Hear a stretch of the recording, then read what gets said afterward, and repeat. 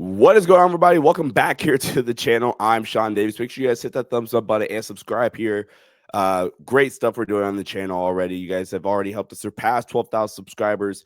And today we have a really great guest on. I've collabed with him in the past. He's a great guy. There's a lot of great stuff for the Laker community, to the point where I think everybody's just he's so good that everybody's like, we're fine with him not having his camera on. That's how good he is. He doesn't even need it. My guy, Tim. You can follow him on Twitter at Tim_NBA, or you guys probably know him as Cranjis McBasketball, host or co-host of the Lakers Exceptionalism podcast. Great podcast. Tim, my guy, thank you for coming on once again. Doing great stuff, and happy to have you on, man. Yeah, I appreciate you let me on. Happy to be here. It's always good to chat, and very excited for this Luka Lakers team. I am so much more excited than a lot of other ways this trade deadline could have gone. So it's an energetic time. I know I've been just grinding film on him and Williams. I'm sure you've been doing the same. I know you got some busy stuff going on with your own team, and congrats there. But fun things going on in Lakers land as well. Yeah, I think I was just celebrating too hard. I didn't realize I'm still wearing the polo. But I want to start off with this, Tim. So what was, I think the Luka trade is, like, for me at least, gonna be like one of my where were you at moments in sports. Like, what was your initial, like, immediate reaction to the Luka deal? And kind of how that unfolded. Did you also think it was fake? What was kind of your initial reaction? So I think I missed the very initial wave of it being reported and people thinking it was fake. The first things I saw was getting onto Twitter and seeing, it's real, the trade's real, I have confirmation, a bunch of messages like that, and then going back and seeing what it actually was. I was lying in bed in between episodes of Star Wars: The Clone Wars, and Okay. was just like, oh, let me see how my tweets are doing. I put some stuff out after that Knicks win, wanted to check in, see how things were going, and so that completely caught me off guard. I'm Eastern time zone, same as you, so it was Yeah. pretty late in the day, and I went from probably like 2 minutes from literally being asleep to like completely wired for the next 2 hours, and doing like a live reaction, like Discord chat, in my Mhm. boxers downstairs, trying not to wake my wife, is what it was like for me. So some confusion, some joy, some sadness. I think the guys that went out, like the specific guys that went out, are ones that I really enjoyed rooting for. Seeing Max every college game of his and then into the pros, it was so much fun watching him just grow and become a better and better player. And then AD just being such a huge part of what this team has been and I thought would be moving forward. So big shift there. But getting Luka on this team is incredible. Like, just I'm still trying to process it all. But as a former season ticket package holder with the Mavs, I've gotten to see him a lot in person, and he Mhm. is really good. And so I am very excited to be able to enjoy him again and not have to root against him when I see him play the Lakers. Yeah. I was taking home one of my players from a game, and my best friend sends me a screenshot, says, "No effing way," or something along those lines. And I immediately thought it was a troll. So I had to, like, check for confirmation from a few people. And then it's real. So I just immediately had to pull over and say, "Hey, look, man, my bad." Give me like 5 solid minutes to gather my thoughts. I think I like started to take the wrong way to taking him home, because that's how distracted I was by the fact that the Lakers just actually get Luka Doncic. So yeah, obviously a crazy particular moment.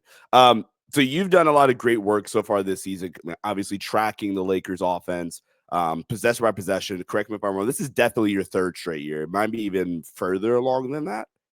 I think this is the third season. So I've done like 22,000 Darvin's first rows year of to info. now. Yeah, since Darvin's first year. And I've done like specific tracking under the Vogel years that was like, tracking every post up and what they did, things like that, but not every single play. That just started when Darvin started.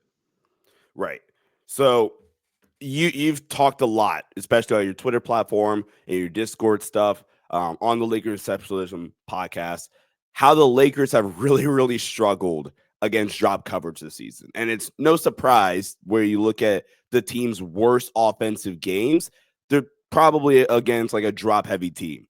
Well, Luka Doncic is a drop coverage, beater in and of itself.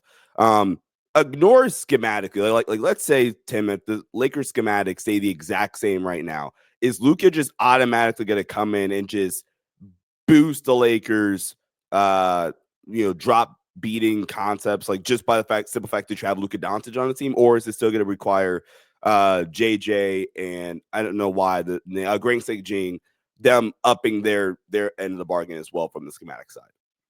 The way I'm looking at it is, I think plugging like Luka in for, enter ball handler name here, he's going to be more effective in ball screens. And his pull-up three-point game has been such a key part of who Yeah. he is and what he brings. And so you can run a set play that the way it's drawn up, just from like an X's and O standpoint, isn't necessarily something that attacks drop or beats drop itself. But if it's facing drop and you can hit that pull-up three, you just, that's a built-in, don't need a whiteboard to tell you to hit that shot. So in that way, it adds, much more of a floor. They could be calling the wrong plays, but he can still get them great looks and great results. And on the season, 33% of the time, the Lakers have run a pick and roll or dribble handoff play against drop. They've run a drop coverage beating concept, which is well below their numbers for facing every other coverage. Luka being able to hit pull-up threes is going to make that number rise. And the way I look at it is like, you can run double drag. Double drag works well against like hedging. It's not really like built in to beat drop, but if you're taking those pull-up threes, like I'm going to code it in as, that's fine. I do expect his presence to result in opponents running drop less. I think that's another part of this. And so the Lakers, from a coaching standpoint, may be asked to answer these tactical questions and these X's and O's questions a little bit less than they've been asked so far. So I think there's a built-in, floor and ceiling with his pull-up game, even though this season he's actually been not as good at it as his norm. He's only shot 30% on his pick and roll pull-up threes, but he's like 38, 39, 40 every other season of his career. So I expect that part of his game to return, no problem. And if and when it does, I think you're going to be just fine against drop. Now, if they're able to take that away, if you've got some really good screen nav behind him and they get some good back pressure and you're still not running the right plays against drop, you're still going to perform worse than if you did. So just because you have him doesn't mean you can ignore this other stuff. Like I would still much rather still run, stack action or get some veer action or, some picking and popping and then cutting the next perimeter player open to make sure the pop is going to be wide open. Like still run good stuff. And then you still, on top of that, can have Luka's pull-up game as an option in the play instead of running the wrong plays and having to rely on Luka hit a pull-up, because if you don't, the play still doesn't really make sense. So the way I've kind of described Luka and LeBron as a pairing is just having two supercomputers on the floor, because I think that you have two of the most advanced level processors of the game, especially with the ball in their hands at all times. And, assuming JJ gets to stagger those two, you still have Austin, who I think is really developed into a really good playmaker. How do you personally see the fit of, as I described, two supercomputers? You still have Austin. How do you kind of see their fit offensively? There's been some questions about it. I think it's going to fit perfectly. Yeah, I think like ideally, like Luka and I don't know, Giannis or Luka and another big man that's really, really, really good is probably a better fit than Luka and LeBron. Mm-hmm. But just because they're out there together, like you're still going to get great offense. I think if you're facing drop, if you're facing hedging, like if you're facing anything other than switching, and specifically switching where the screener is like his role is taken away, that inside seal is taken away. I think any other kind of defense against a Luka LeBron ball screen is going to be a problem. And I expect a lot of NBA regular season defenses to be playing coverages that work real well for the Lakers. In the Mm-hmm. playoffs, we're going to have to see a little bit of a different tactical challenge, and we can dig into that if you'd like. But just the two of them together, their two-man game, I think should generate some really good looks. Either of them can draw two, and specifically Luka can draw two on a ball screen because of the threat of that pull-up. And when he's dropping it off to LeBron in that short roll, he's now operating in a 4v3, catching at the elbow, and you know that he can throw it down, he can make any read. And with the kinds of plays the Lakers have in the playbook, instead of it just being a 4v3, it's usually a 3v2 or a 2v1 that he's needing to read. So it's going to be even easier for him. And so that is where, like, if you're facing any sort of hedging or the screener's man's at the level of the screen, LeBron is a playmaker catching, slashing to the rim and then having kick out and dump off options is going to be great offense. When one of them's on ball and the other one's just off ball, I mean, I guess you can have some cutting, but the fact that both of them are adequate spacers makes me fine with the fit. I don't think either of them are great like off-ball screen or high volume off-ball screen players, but Mm, if you are catching with an advantage created by Luka and you're LeBron on the perimeter, like go attack a bad closeout, you're going to make good things happen. And then you mm, put Austin into the mix. He can do all these same things in terms of he can play on ball, off ball. He's been used much more as an off ball screen guy as Dalton Knecht's lack of effectiveness was becoming more and more apparent for the team. They were taking some of the plays they'd run for him and started running them for Austin instead. So I think those reps will come in handy now that he's going to be in lineups where he is the third option instead of the first or the second option. And so that threat and that ability to tie up a couple defenders defending a pin down or a flare screen on top of like LeBron catching in the short roll, that's how you create those 2v1s for him to read instead of a 4v3, 3v2. So I'm curious. You said tactical disadvantage, I believe, for the Lakers in a playoff setting. We're in a regular season; they're going to get some more advantageous looks because I don't think you want to. In the regular season, typically you are going to see some more like conventional coverages. Mm-hmm. What are you thinking of when you say tactical disadvantages coming like into the playoffs? And I have my whiteboard pulled up ready if needed as well. Sure. So I think if I were trying to game plan, like what, like ideal scenario, how do I defend a Luka LeBron ball screen? I would want to switch it. I would want to Okay. immediately have, let's say LeBron setting the screen for Luka. I'm going to have Luka's defender get underneath LeBron, be physical with him, get underneath that roll so he's not catching with you on his back. And Mm-hmm. ideally there, if you're not called for a foul being physical and getting underneath, you've ended up with someone in front of Luka to take away the pull up. You've ended with someone in front of LeBron to take away the roll, and we haven't had to get in rotation behind it. So they can be great passers, but if the help defenders don't need to help, you're not going to have a kick out three that's open. You're not going to have a lob that's open. And then from there, that's where it's probably, ISO ball, try to shrink the floor if you're the defense. Do a lot of what we've seen the Lakers defense do in recent weeks, where you are stunting a little bit more heavily. You are kind of overloading the strong side of the court and force the Lakers offense to run help beaters, which recently has been a bit better, but on the season has been a big problem for them and where I see the tactical disadvantage because when opposing teams have sent help, whether it's a hard double team or something softer that's more of a deterrent, uh, against the Laker post-ups and ISOs, only 47% of the time this season have the Lakers tried to counter. Not Mm-hmm. like countered successfully and scored, but even tried to counter. More than half the time, they just say, all right, LeBron, go figure it out. Go play Mm-hmm. 1v2. AD, go play 1v2. And so that is where that to me, that is going to be like at the end of the day, you can try a bunch of things. I think the Lakers will be able to press the right buttons and score against drop and hedging and all these different things. It's going to be that switching, taking away the roll, and then shrinking the floor that I think is going to be kind of the end game that you reach in a playoff scenario. And as long as the Lakers are sharp with their execution and coaching with the help beaters and guys hit shots, they should be fine. So this is where you now bring in that athletic, rim vertical floor spacer, if you will, in Mark Williams, because I think that can actually work. Especially if you're basically saying, look, Bron, you're gonna have this ISO possession off the switch at like the elbow extended, but like you said, we're just gonna shrink the floor. You're gonna see 5 bodies that basically the entire time. And it's gonna be on JJ and Greg to dial up switch beaters. But you go get Mark Williams, who there's some injury concerns, there's some defensive concerns, but offensively is a vertical floor spacer that is having a really good offensive season.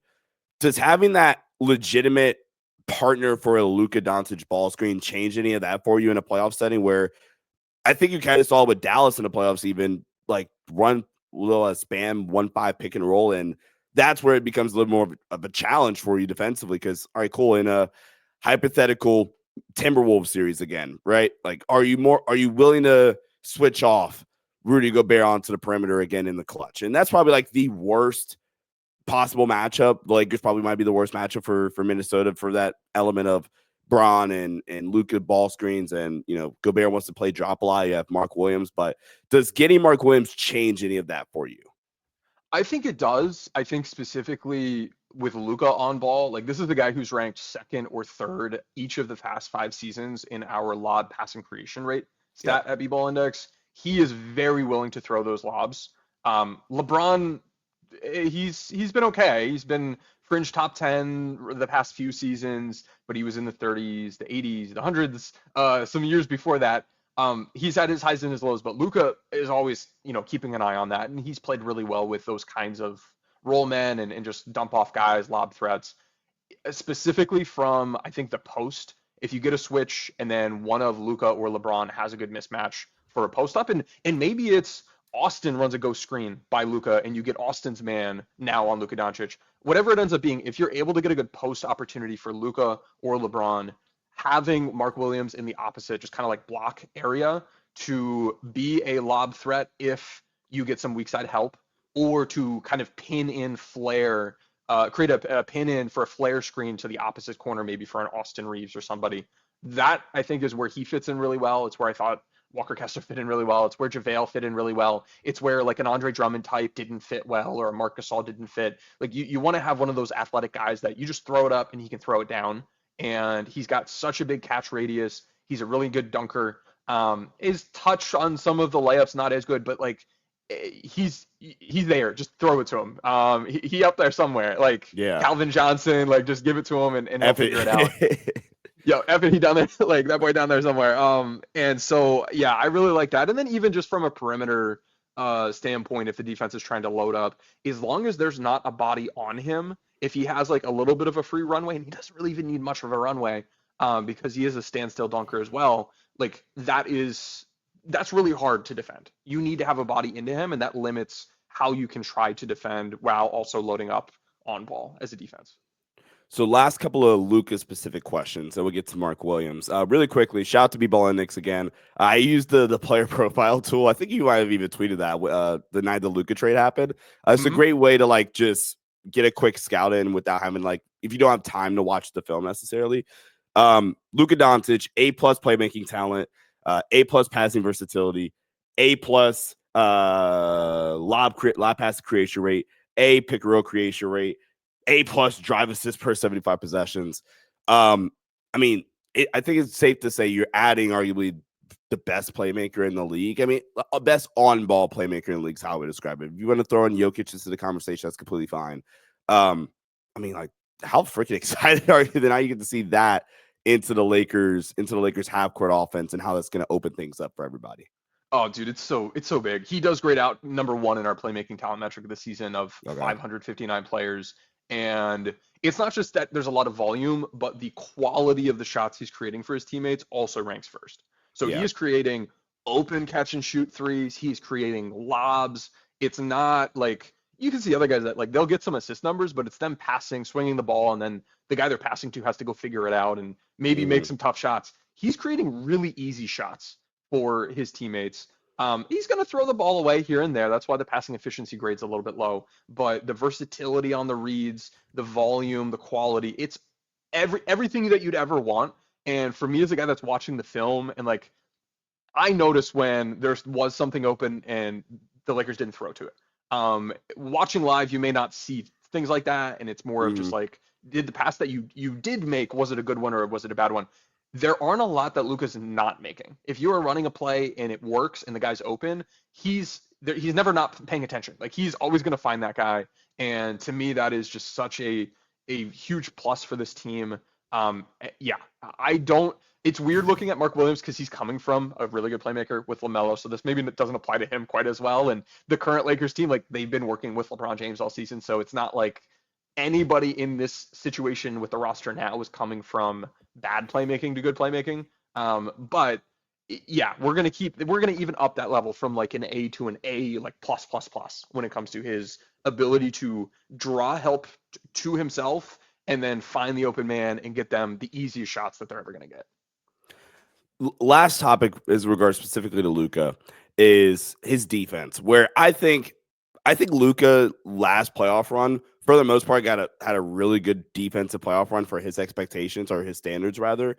And then they run into the one team that could probably just exploit what Dallas was doing with Luka defensively, to the point where I think ESPN started inventing stats out of nowhere. Like I think they had a stat called like blow-bys or whatever, blow-bys per game or something like that, which literally never heard of a day in my life until they used that negatively against Luka in the one matchup that didn't favor Dallas's defensive scheme, which was Boston in the finals. And then so far this year, grades out pretty well per B-ball index metrics.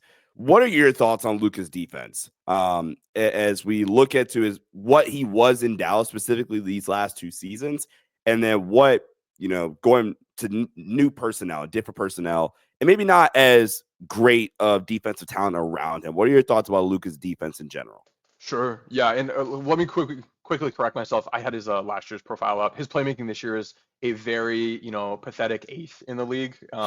So, no good there. His quality is only 5th. So, he's still very good. I He's expect him to get back washed. to that level. Yeah, very, very washed. Yeah, Luka's defense. So the thing to keep in mind with Luka's defense is, offensively he's a point guard. Defensively, he's not playing where you'd expect a point guard to play. He is guarding most often this season. He has guarded 4s and 3s. 26%, 26.44 and 26.4% of the time on defense. He's guarding power forwards and then small forwards. He is guarding point guards about as often as he's guarded centers, which is like 12, 13% of the time. Mhm. He is an off-ball defender. He is in a helper defensive role that we have at B-Ball Index, and he's been in that role for several seasons. He's been in a low activity role a few seasons, which is where you put someone that is, you're trying to hide them. You don't want them on ball on tough matchups, but then they're also not rotating well.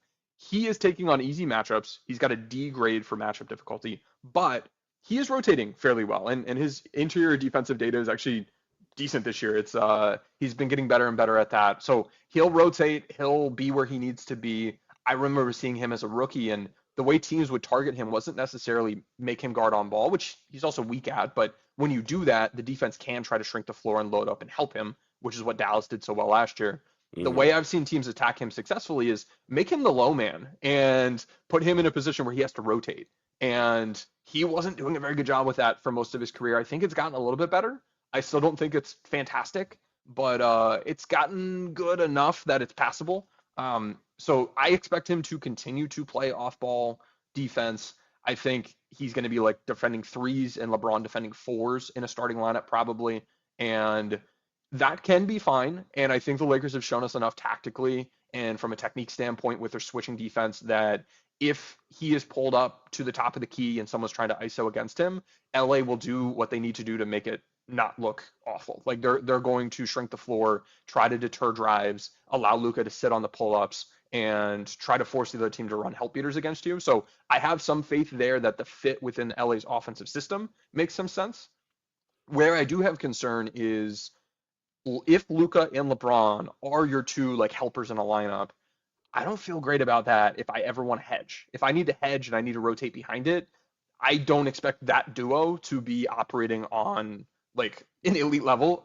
They can put it together here and there, but just like the consistency of it and just on film, that is a big red flag for me and something that makes me think when the duo is out there together, you're probably going to see a whole lot more either drop or switching to coverages that allow your defense to get into rotation a bit less. So those are some of my quick thoughts on Luka's defense.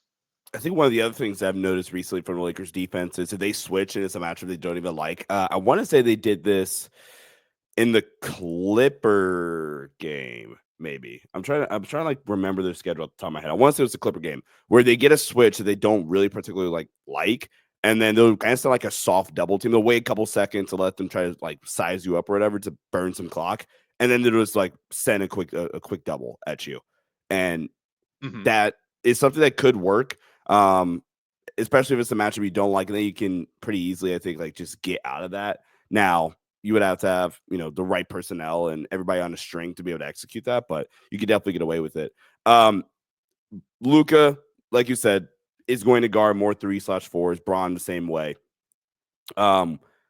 Does the defense concern you then if it's Rui starting, or are we like are you with me and you're like, yeah, please just have DFS start and you get some more defensive coverage in that way? Yeah, I don't think you can start Rui. I don't, not with this duo out there, because like just from a defensive role standpoint, I don't really see how you're going to make this work unless you Yeah. have Luka out there as a chaser guarding the other team's two guard. Yeah, I think you need DFS. You're going to have LeBron, Luka, a center. I think DFS, and then the only remaining question is Austin going to defend well enough now with his offensive role shrunk a little bit? to Hmm. be worthwhile, even though he's going to be the number 3 option in the lineup, or does it make more sense to go more 3 and D with like a Gabe Vincent? Yeah. And I would imagine that they're going to start with Austin and give him a chance, and we can see how his defense maybe improves with the offense scaling down a little bit. If it is problematic, then we might see a little bit more Gabe, especially closing games if we know for sure the ball's going to be in LeBron or Luka's hands, and Austin's offensive role is going to be more spot up guy, ball mover. In that case, I think you can make a good argument that someone like a Gabe and DFS is just those are the pieces you need out there to have the best balance of offense and defense. But yeah, I don't see a path here for Rui to play a lot of minutes with this duo unless you are playing small ball, no center, switch everything sort of stuff. Yeah.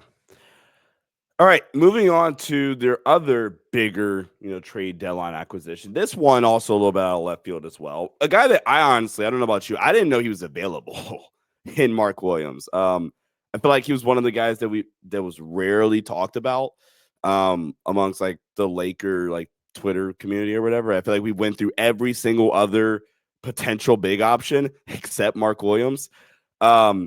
He's not a Laker. Where do you want to start? Do we want to start more positive with the offense or get a little bit more I don't even know if negative is the word, but look like more concerning with the defense? Let's start positive. Okay. Yeah. I think we know what he's going to bring. Roll and cut big, lob threat. He's going to come in handy in ball screens as a dump off guy, as a screener. I think I have some concerns, but like he's a physical dude. He draws a lot of fouls, 91st percentile in fouls drawn per 75 possessions on the court. He's going to add a lot as an offensive rebounder. Yes. So hanging out, getting to the rim, he crashes well, and then also just from a conversion standpoint, his length, his physical tools there really help him, and he's able to get a lot of second chances.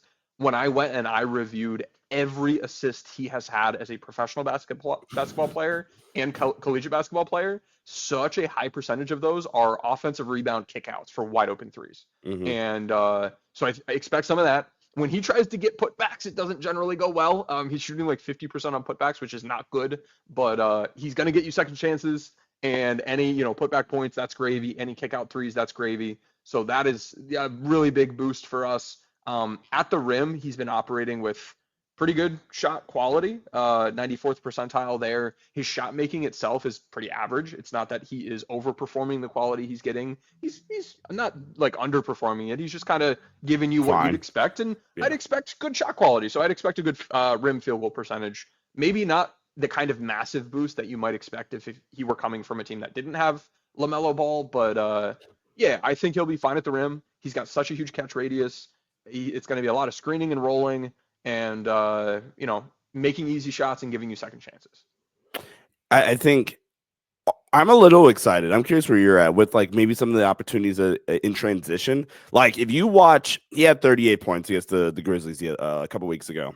If you watch that game, then a lot of those honestly were just I'm rim running and I'm beating like a Zach Edey down the floor and being athletic in that regard, maybe getting an early steal if it's a switch it's a smaller player at the rim.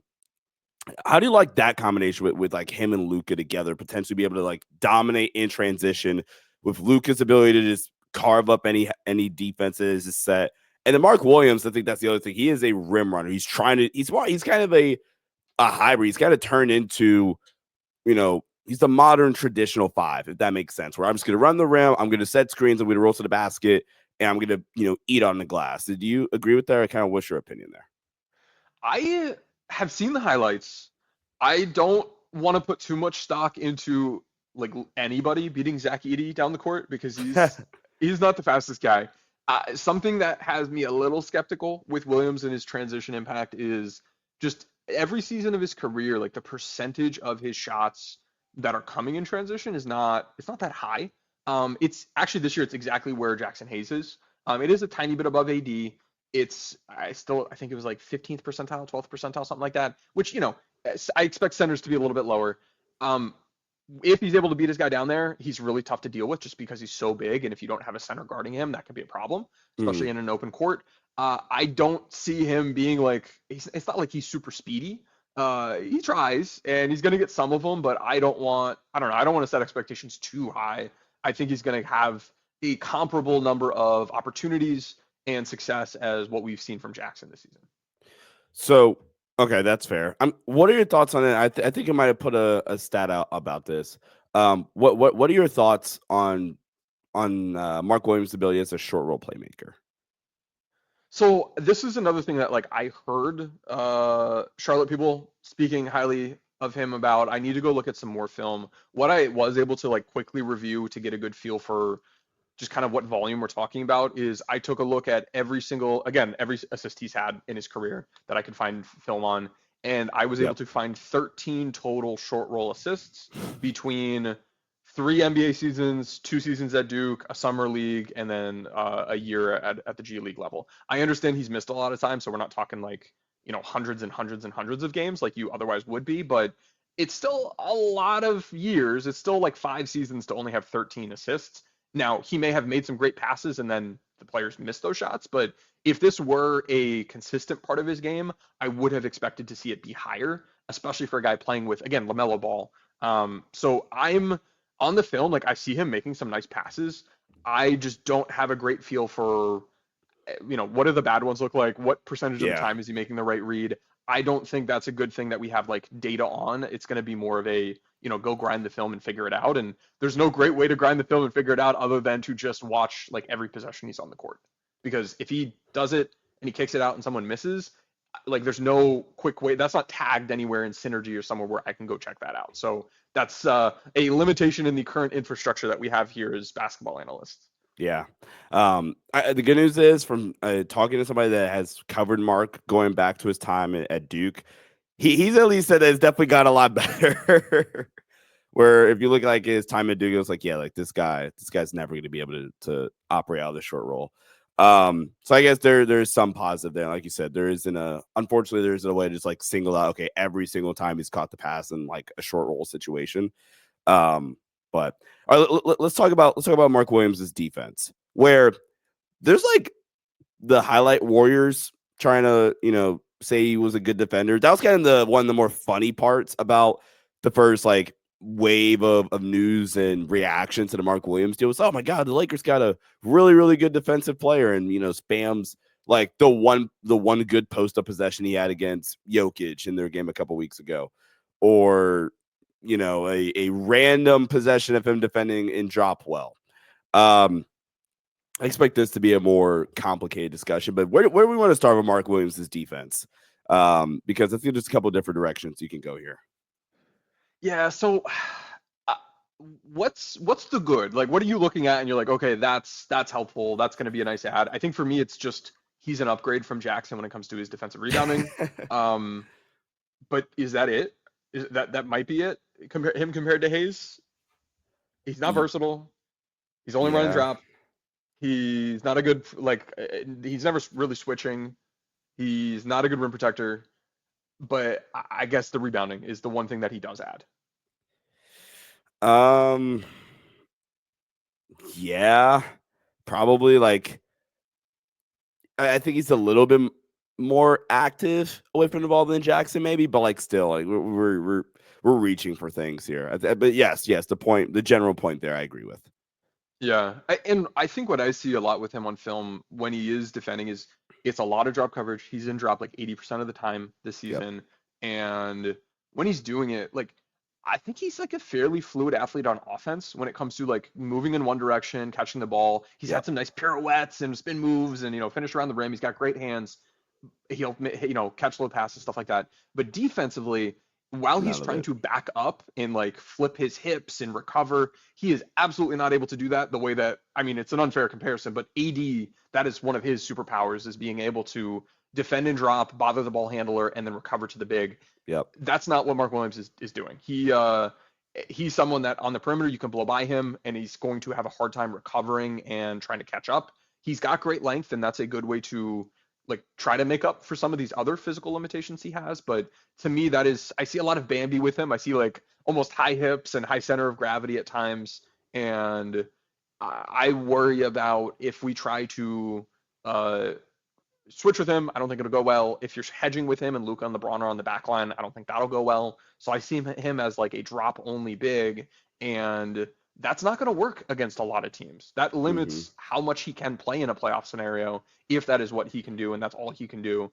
And so to me, that's problematic. And then just in general, for as big as he is, he's about as poor of a rim protector as you can find as a 7-footer. And we have some, you can filter down just to 7-footers on our B-Ball Index tools. And him and I think Cat is the only guy with a worse rim protection grade at that size this season. And it baffles the mind because on paper he should be much better, I'd expect. But opponents are shooting really well at the rim against him. And I don't think it's just that, like, oh, he's played with bad players. Charlotte's been a good defense this year. They're not really good, but they're fine. Yeah. And when we look at the data for the perimeter defense in front of him, it's fine. It's been fine. It's been comparable to what he's going to work with here in LA. If we look at just the defensive impact of guys he's played with, again, it's comparable. This is not a Charlotte team like last year that was really, really, really bad defensively. This is like a decent group. And so those excuses or like posting one or two clips of like, oh, look at someone getting blown by, like that means everything he's ever done this season, just throw it away. That's not true. Like, go watch the film. He's making mistakes. He's screwing things up as well. Yes, I would bet he will probably look better if he had the best perimeter defense in front of him, but that doesn't really change the fact that when challenged at the rim, even adjusting for the quality, the expected quality of those shots that we have got public data on, he is massively underperforming what you would expect. So to me, that's a huge concern. So really quick before we go back to Mark Williams, I want to touch on something you did say about his playability in a playoff setting. So do you think in a playoff setting, now you lose some size here, obviously, but kind of based off how we've heard JJ Redick talk about this particular player, do you think like in a scenario where, Mark Williams gets played off the floor because of how, limiting he is for your defense, is there where you see them go like small ball Vando at the 5? Which is something that JJ has talked about in the past. And, Vando, I think, obviously, considerably better defender than Mark Williams. Yeah, I think that is a very viable option. And I would imagine it's within kind of their short list of routes to go if it doesn't work with Williams in a certain game or quarter, half, or a series. I expect that he's going to get a lot of the first looks because, if you can play drop, that works well with like Luka, LeBron. We don't want them in rotation. If you're going to have Hayes out there and be hedging, you put a lot of pressure on Luka and LeBron behind it. If you're going to switch, I guess that's fine. And if you want to switch, I guess you can even throw like Vando point of attack and Hayes at center and LeBron, Luka, and like Austin or DFS. Like I think you can change the lineup more than just tweaking one guy. But if we're playing drop, I want a good screen nav guy at the point of attack. I think Williams is fine at center. If you do want to go smaller, yeah, man, I think Luka, LeBron, Vando, DFS, and then pick your fifth player. Do we want defense with Gabe? Do we want offense with Austin? You can go either way, but I can see there being some viability there, but I just worry about the collective size of that group and what that might mean if another team does have bigger players that can still kind of hang. Because it's not that Vando creates any really challenging defensive scenarios. He's not a guy that's going to go beat a lumbering big if he gets him one-on-one on the perimeter. And that's usually the benefit of if you're going to go small, you want to put the other team in a real bad scenario if they're going to continue to play big. And I don't think the Lakers offense really generates any advantage putting Vando out there over Williams, other than maybe his short roll playmaking, which again, still question mark for me on Williams, but for Vando, I know it's good. So you get some of the benefit defensively, not as much as you'd love because you're still kind of small. But offensively, I don't see the boost that you otherwise would see and that we saw when the Lakers were in the bubble and like AD at center as their smaller option, put, other teams in rough positions. And then you've got like fours trying to guard LeBron James. And, the NBA a few seasons ago, LA going small was more of an advantage for their offense. And then defensively, it worked enough. This year with this group, I don't know that it gives you any sort of offensive advantage. And to me, that's a limitation of that route. Yeah. Going back to Mark Williams and kind of his defense limitations, do you think some of those things are like fixable through like coaching, on-floor coaching in the offseason, some film stuff, or is this kind of where we're just at with Mark Williams? I mean, obviously 23 years old still. I think the Lakers made this acquisition with the long-term goal in mind, but do you think this is fixable for Mark Williams? I don't expect him to ever become a switchable big. I think he can probably hedge fine as long as you got the back end rotations behind it. So maybe calling him a drop only guy it's more commenting on the full scenario and the players behind him, not just him.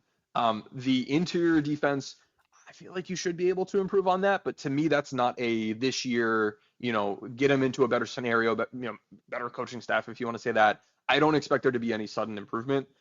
His Mm-hmm. screening technique is the one spot I would highlight, and that's on the offensive end as being a spot that, yeah, he's got clear things that he's not doing well that you can clean up and should be better. And that might be something you can fix in the next month.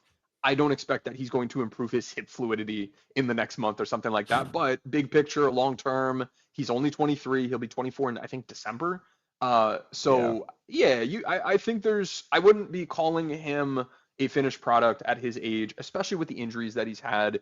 I don't know to what extent those impacted his on-court play. I know he was trying to play through the back thing a season ago. I'm sure that impacted his play, which the Mm-hmm. stats show you how he played. And so I would expect it would impact them as well. And then I don't know what sort of growth might have been stunted by missing chunks of the season. So who knows? He's still a young guy. I still expect a good bit of growth from him. And I think with his frame and his length, this is someone that I would bet should be able to become a much better rim protector over time. And the fact that I see him have so many goaltends, and it's not like a ton, it's not like every single game, but relative to the rest of the league, he goaltends a lot. That tells me that he's close and he's just like a tad slow on some of these. And so if he can improve his processing speed, be in better position a little bit more often, you can Mm-hmm. turn, 2 guaranteed points for the other team into 0 points because we got a block shot. Yeah. And I hear people saying, hey, well, a goaltend's better than not contesting. I don't know about that because a goaltend's 2 points. I would Guaranteed two prefer, points. yeah, exactly. And even a lot of his blocks are like real close to goaltends. So he's close enough in certain areas that, yeah, I mean, I bet big picture that he can improve and be part of this Lakers team, big, longer term. This season, I would just temper expectations of what specifically we should expect to differ for him from what we've seen so far this year. All right, couple mailbag questions. My guy Rich Staple asked, what specific parts of the offense / play calling do you think Luka's skill set will help fix, if there is any? Yeah, we talked about the drop beating. He in his pull-up shooting will kind of provide a get out of jail free card for Greg St. Jean and JJ Redick if they're not calling the best plays to beat drop. So that's Mm-hmm. helpful.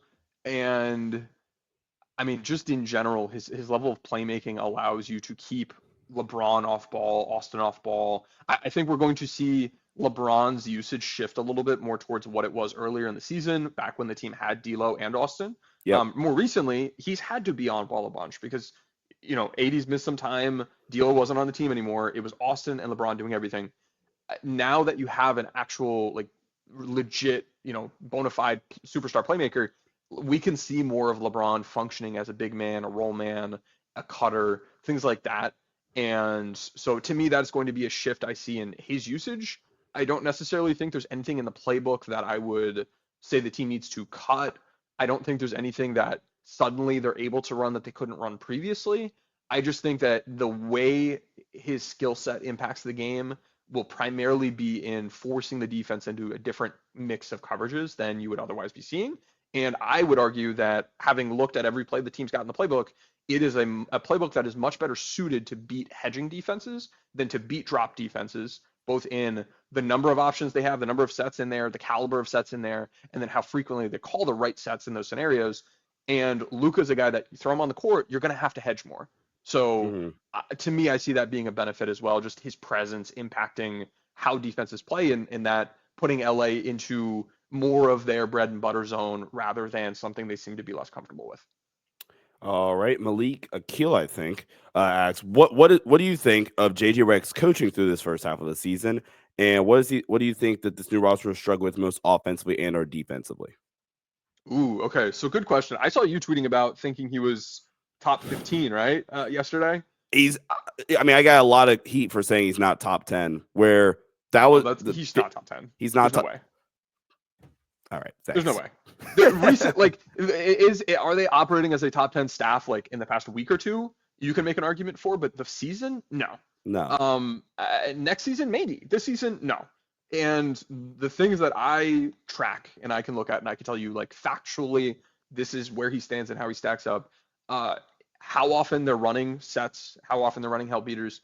It started real good. This was my biggest gripe with Darvin Ham and his staff is they'd have good plays. They would call them at the right times with good coverage fit. They had the help beaters cooking after, in his second season. It's just that they would like freelance way too often. They were playing pickup basketball instead of running the good plays. And when they ran plays, they were successful. JJ started this year in preseason running plays. Let me check here. 71% of the time. And I was like, all right, here we go. Huge uptick. Like, this is awesome. And we have seen it just decline steadily throughout the course of the season. On the regular season overall, the percentage of the half-court offense that is organized is 56%, which is still better than where Ham was. But over the past 5 games, it's been, let me see here, 50% on average, which is the Darvin Ham zone. And we've seen 3 of those 5 games be in the 40 or 30%. So it's gotten worse, and the current form is not in a good spot. Now, adding Luka in, of course, you're going to be a better freelancing group, but very consistently on the season, the team has been more effective running sets compared to freelancing. And that's just, to me, that's common sense. Like, instead of freelancing, running a Luka LeBron ball screen and getting LeBron in a 4v3 opportunity in the short roll, let's create a 2v1. It's going to be better. So to me, that's big picture. It is okay, but it's not good now. The coverage fit to me is my biggest gripe, and specifically against drop, where only 56% of the time this season when the Lakers run a ball screen or handoff play, they are running concepts that I would say are a good fit for the coverage they're facing. It is rock, paper, scissors. It is Pokemon. If you are facing fire, use water. Don't use grass. And the Lakers are using grass a whole lot. And to me, it's something that I don't know that they track. I don't know what internally they look at for this kind of stuff, but I see a whole lot of like double drag and delay Chicago, which are good against hedging, have not worked well against drop. You can score sometimes, but it's not a good fit. They keep using those as go-tos. And to me, it's frustrating because I see them use certain types of plays against drop that they don't use in other scenarios. So it feels purposeful. I just disagree with the ones they've chosen. And on the year, when they've had good coverage fit, their offensive rating has been 20 points higher per possession compared to when they have poor coverage fit. So that matters. Yeah. And then the other thing that I have a big gripe with is how frequently when you are getting double teamed in the post, you are running a counter. And for most of the season, it was like 20 to 30% of the time. Now, recently, over the past 3 games, it's been, 71% over the past 3 games. So it's in much better form recently, but on the year, it's been real bad. So holistically for the season, I think several key areas are not good. One key area was good and declining. And so I've been very frustrated with the offensive scheme. When it's been good, they've been dominant. They've looked like a Death Star offense, and they just have not pressed those buttons frequently enough for my liking. And when we see them playing better, it's generally because the coaching is improving as well. So what was the question? I don't. What kind of answer do I need to provide here? I think it's been fine. I don't think it's been top 10. Yeah. So the question was, what do you think of JJ Redick's coaching through the first half of the season, and what do you think this new roster will struggle with most offensively and or defensively? Okay. Yeah. So offensively, scheme, it's been fine. Some things are trending in the right direction. Other things, very much not. Defensively, I've seen them make some improvements tactically with how they are defending in certain scenarios. I feel like they've been pretty active with post help, ISO help, switching and the tactics afterwards to help minimize mismatches. When they're switching, they're doing a good job getting underneath the rollmen, which was not something they were doing like a month ago. So their current form defensively from a scheme standpoint is in a good spot. So the second part of his question was the weaknesses for this new roster on both sides. Yeah, where do you think they'll struggle at on both sides? Yeah, I think I see it being problematic that Williams is probably someone you're only going to use and drop. And to me, that in regular season can be fine. In the playoffs is going to be a problem.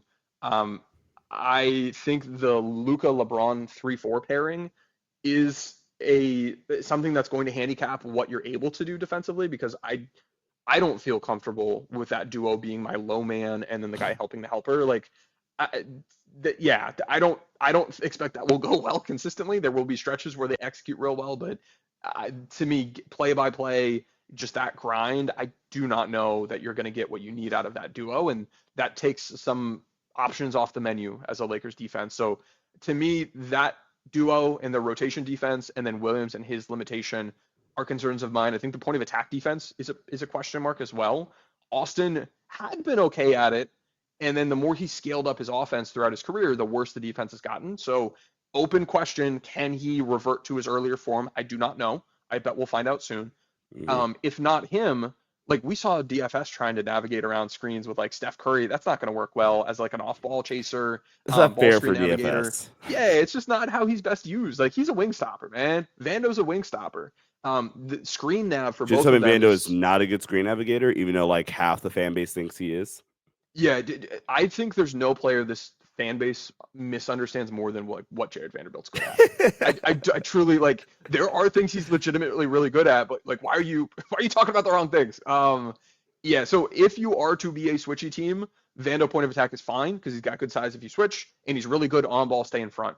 Navigating ball screens is not where he's good. That is where when people talk to me about best Vando games and they point out the game against Dallas and Luka, he was great on ball. And then they started running Luka off ball screens, and Vando was getting trucked, and the Lakers had to pull him out of that matchup because of his screen navigation. Like it is a weakness of his. If you're in drop with Mark Williams, Vando POA is going to be a problem for the Lakers defense. So It's going to I be don't like Gabe and that. Austin. I think it's going to be Gabe and Austin. Yeah. And so if Austin can step it up defensively, that is huge for this team because if he can't, I think you're going to have to play maybe smaller. Either take him out of the group and have Vincent in there with DFS as your 1-2 defensively, or you've got Gabe and Austin out there, which I don't like that duo plus LeBron, Luka, and then one center Mm. that we know is bad defensively. Like that's going to be a bad defensive lineup. So yeah, defensively, I have a lot of concerns. Offensively, I really don't. I think it's going to be fine. I think you're going to have to see Mark Williams set like 3 or 4 screens until he finds one that works because his screening technique is not great. But yeah, there's nothing that I am looking at this Lakers roster offensively, and there's nothing I'm looking at where I'm saying like that skill set's missing. Like we've got the roll guys, we've got the ball screen guys, we've got ISO players, post players, lob threats, spacers. We have all the right pieces. We've got the full chess set. It's just going to be about how they use them, and we don't really know what that's going to look like in a playoff environment for a new coaching staff and a first time, not just first time head coach, a first time coach at Yeah. any real competitive level. So we'll see. He's a smart dude. I hope they figure these things out. But that is one area where, like, having tracked playoff basketball in the past very closely, sometimes you run into really good teams that have coaches that just are not good chess players, and then they underperform. And then you'll have other teams that are optimized real well and overperform because their coach is really good with that chess game, and that can swing how far this team can go. And we have nothing to go off of right now other than Yeah. like blind faith. So truly don't know. All right, last one for you. Don't want to take up too much more of your time. My guy BG asked, with the new additions, is this level of defense we've been playing for the last 10 games or so, is that sustainable at all in your opinion? I think an important caveat would be that over the past 10 games, the Lakers like luck defensively when it comes to opponent 3-point shooting compared to the expected 3-point shooting is second best in the NBA. It's only behind Portland, which also has had a magically really good defense out of nowhere over this stretch. Yeah. That's the kind of thing that's going to ebb and flow throughout the season. It is not something they control. In their like past 10 games, we're seeing opponents underperform on their threes by 6, 7, 2, 11, 3, 1, 3, and 8%.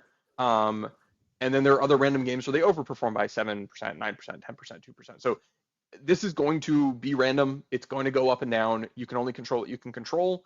And I think the Lakers have had good luck at the right time, because if this wasn't happening with AD also missing, I think you've got some problems. Now, that aside, I will say there have been some good process and execution improvements from the team. I mentioned the switch coverage tactics and technique earlier. To me, that's the biggest thing that stands out. If they can keep that going, I think that's going to be really important for this defense. But I don't think this group is as good defensively as we've seen the like raw results look recently. And after these trades, they should be a worse defensive team. All right. What's the ceiling for this team, Tim? Can this team like go on a great run and somehow get banner 18? So probably not. I think I see too many issues that are going to be issues that maybe you can win a series or two with these issues, but it's going to be really hard to have quality face quality opponents series after series and win with the sorts of defensive issues I see for this group. I Mhm. think probably Western Conference Finals is a ceiling I feel comfortable talking about. We can do the whole, well, Luka, LeBron, you can't bet against them. We did that with AD and LeBron every season, and we've been getting bounced in the first round a lot recently.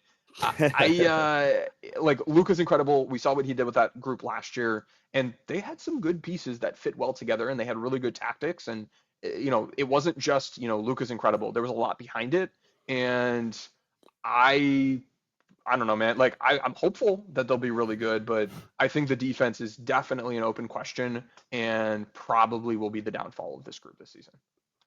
Well, Tim, my guy, thank you so much for hopping on with me and talking Lakers basketball. Go check out Tim and all the work he does on Twitter at Tim_NBA. Go check out the Lakers Exceptionalism podcast, wherever you find your podcasting or any podcasting platforms. Tim, my guy, thanks so much for hopping on, bro. This was fun.